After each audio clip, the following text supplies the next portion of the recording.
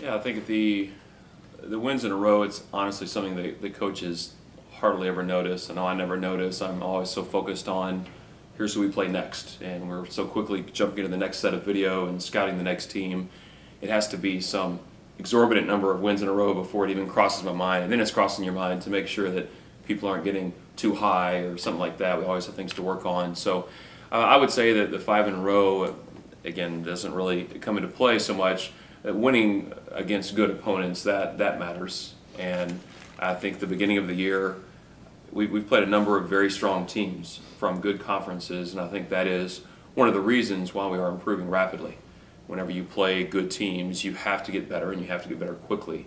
And that's really one of the great benefits that we have. We can go out and play a number of teams that are just okay and win a higher percentage of games, but it doesn't necessarily make us better.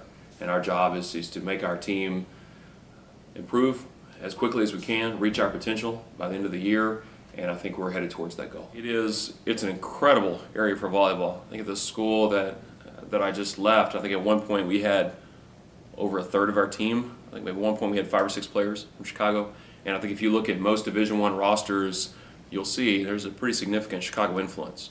There are a number of great high school programs, a number of great club programs in that area, and they have to spread out. There are a number of Division I volleyball programs there, but there aren't enough of them to contain all the volleyball talent that's there. Mm-hmm.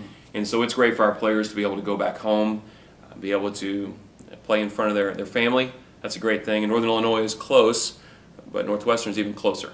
And so not only getting to play in front of their family, but I think Kelly said it best in our post-conference interview after our last tournament, is that she remembered going to Northwestern games when she was 8 years old.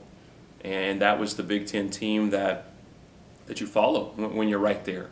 And so it's extra special for those kids to be able to go home, play in a venue where they've been a fan, or maybe they were a little kid that went and got an autograph, and now they get to go and actually play, compete against a very good Northwestern team. And I think one of the things that's very different this year with Northwestern than maybe some teams that they grew up watching is they're very good.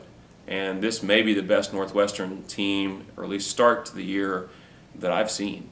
And I've been aware of Midwest volleyball since '97 when I started my career coaching in Indiana, and I don't ever remember Northwestern getting off to this kind of a start.